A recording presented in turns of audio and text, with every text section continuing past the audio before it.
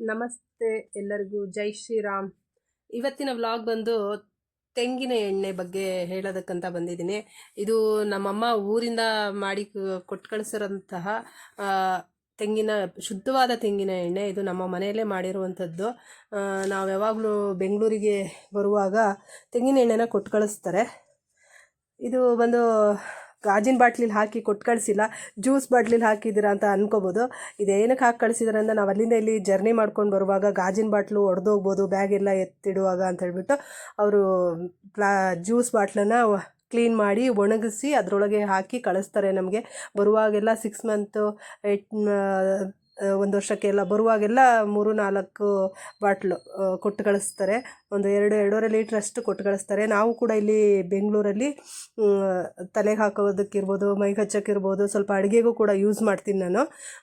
ತೆಂಗಿನ ಎಣ್ಣೆ ಅಂದರೆ ನಮಗೆ ಮೊದಲು ನೆನಪಾಗೋದೇ ತಲೆಗೆ ಬಳಸೋದು ಅಂತ. ಆದರೆ ಇದನ್ನು ಕೇರಳದಲ್ಲಿ ಜಾಸ್ತಿ ಅಡುಗೆಗೆ ಬಳಸ್ತಾರೆ. ಕರ್ನಾಟಕದಲ್ಲೂ ಕೂಡ ಸ್ವಲ್ಪ ಜನ ಬಳಸ್ತಾರೆ. ಎಲ್ಲರೂ ಬಳಸ್ತಾರೆ ಅಂತ ಹೇಳಲ್ಲ, ಕೆಲವ್ರಿಗೆ ಅದರ ಅಡುಗೆ ಇಷ್ಟ ಆಗಲ್ಲ ಅಂದ್ಕೊತೀನಿ. ಕೆಲವೊಂದು ಸಾಂಬಾರು ಆಮೇಲೆ ಇದಕ್ಕೋಸ್ಕರ ಕೊಬ್ಬರಿ ಮಿಠಾಯಿ ಎಲ್ಲ ಮಾಡ್ತೀವಿ ನಾವು. ಕೊಬ್ಬರಿ ಎಣ್ಣೆನ ಅಡುಗೆಗೋಸ್ಕರನೇ ಯೂಸ್ ಮಾಡೋರು ಕೆಲವರು ಇದ್ದಾರೆ. ಕೆಲವರಿಗೆ ಆ ಟೇಸ್ಟ್ ಇಷ್ಟ ಆಗಲ್ಲ. ಬಟ್ ಆರೋಗ್ಯದ ದೃಷ್ಟಿಲಿ ಹೇಳಬೇಕು ಅಂದರೆ ಇದರಲ್ಲಿ ತುಂಬ ಪ್ರಯೋಜನ ಇದೆ. ಇದನ್ನು ಪ್ರತಿದಿನ ಬಳಸೋದ್ರಿಂದ ನಮಗೆ ತೆಂಗಿನ ಎಣ್ಣೆಯಲ್ಲಿ ಅಡುಗೆಗೆ ಯೂಸ್ ಮಾಡೋದ್ರಿಂದ ನಮ್ಮ ಜೀರ್ಣಕ್ರಿಯೆಯನ್ನು ಹೆಚ್ಚಿಸುತ್ತೆ. ಮತ್ತು ಅಡುಗೆಗೆ ಬಳಸ್ತೀವಿ ಅನ್ನೋದಕ್ಕಿಂತ ಹೆಚ್ಚಾಗಿ ಒಂದು ಉಗುರು ಬೆಚ್ಚಗಿನ ನೀರಲ್ಲಿ 1 ಸ್ಪೂನ್ ದಿನ ಹಾಕ್ಕೊಂಡು ಬೆಳಗ್ಗೆ ಖಾಲಿ ಹೊಟ್ಟೆ ಕುಡಿದ್ರೆ ತುಂಬ ಒಳ್ಳೆಯದಿದು. ಅದೇ ರೀತಿ ಇದು ಸ್ನಾಯುಗಳನ್ನು ಬಲಪಡಿಸುತ್ತೆ. ಆಮೇಲೆ ಕರುಳಿನ ಆರೋಗ್ಯ, ನಮ್ಮ ಲಿವರ್ ಏನಿದೆ ಅದರ ಆರೋಗ್ಯಕ್ಕೆ ಕೂಡ ತೆಂಗಿನ ಎಣ್ಣೆ ತುಂಬ ಉಪಯೋಗಕಾರಿಯಾಗಿದೆ. ಅದೇ ರೀತಿ ದೇಹದ ತೂಕವನ್ನು ಕಡಿಮೆ ಮಾಡುತ್ತೆ. ಇದರಲ್ಲಿ ಅಗತ್ಯ ಪ್ರಮಾಣದ ಕೊಬ್ಬಿನ ಆಮ್ಲ ಇರೋದ್ರಿಂದ ಕೊಲೆಸ್ಟ್ರಾಲ್ ಮಟ್ಟವನ್ನು ಸಮತೋಲನದಲ್ಲಿರುತ್ತೆ. ಅದೇ ರೀತಿ ಮೆದುಳಿನ ಆರೋಗ್ಯಕ್ಕೂ ಕೂಡ ತುಂಬ ಒಳ್ಳೆಯದಿದು.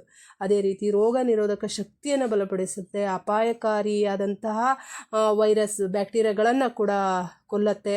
ಹೃದಯದ ಆರೋಗ್ಯವನ್ನು ಕೂಡ ಕಾಪಾಡುತ್ತೆ. ಮತ್ತು ನಮಗೆ ಒತ್ತಡದಿಂದ ಹೊರಬರಲು, ನಮಗೀಗ ಸ್ಟ್ರೆಸ್ ಆಗಿದೆ, ಆಚೆ ಹೋಗಿರ್ತೀವಿ, ಸ್ಟ್ರೆಸ್ ಆಗಿರುತ್ತೆ, ಅದಕ್ಕೆ ಬಂದು ಸ್ವಲ್ಪ ಎಣ್ಣೆನ ಬಿಸಿ ಮಾಡಿ ತಲೆಗೆ ಹಚ್ಚೋದ್ರಿಂದ ನಮಗೆ ಸ್ಟ್ರೆಸ್ ಕಡಿಮೆ ಆಗುತ್ತೆ. ಅದೇ ರೀತಿ ತಲೆ ಕೂದಲು ಕೂಡ ಬೆಳವಣಿಗೆಗೆ ತುಂಬ ಸಹಾಯಕಾರಿಯಾಗಿದೆ.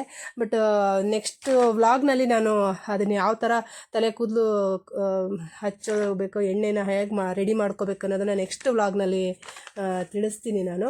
ಅದೇ ರೀತಿ ಹಲ್ಲುಗಳ ಆರೋಗ್ಯ ಕೂಡ ಹೆಚ್ಚಿಸುತ್ತೆ.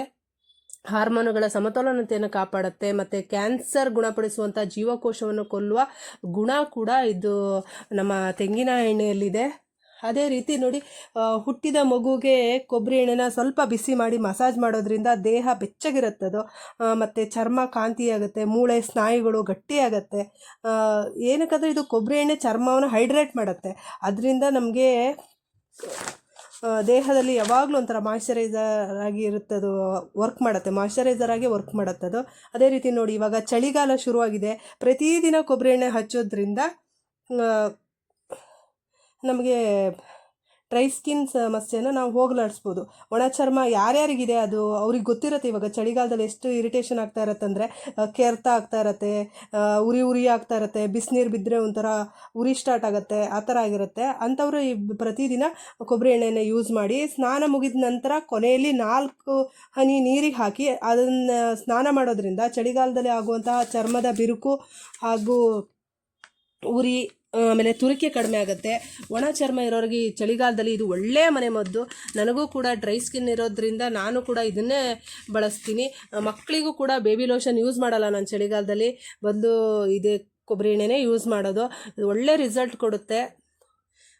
ಈ ವ್ಲಾಗ್ ಇಷ್ಟ ಆದರೆ ಕಾಮೆಂಟ್ ಮಾಡಿ. ಇನ್ನೂ ಇದರ ಕೊಬ್ಬರಿ ಎಣ್ಣೆಯಿಂದ ಇನ್ನೂ ಹಲವಾರು ಉಪಯೋಗಗಳಿವೆ ಅನ್ನೋದಾದರೆ ನನಗೆ ಕಾಮೆಂಟ್ ಬಾಕ್ಸಲ್ಲಿ ತಿಳಿಸಿ. ಇದೇ ಥರ ಒಳ್ಳೆಯ ವಿಡಿಯೋಗಳಿಗೋಸ್ಕರ ನನ್ನ ಚಾನಲನ್ನು ಸಬ್ಸ್ಕ್ರೈಬ್ ಮಾಡಿ. ಥ್ಯಾಂಕ್ ಯು ಎಲ್ಲರಿಗೂ.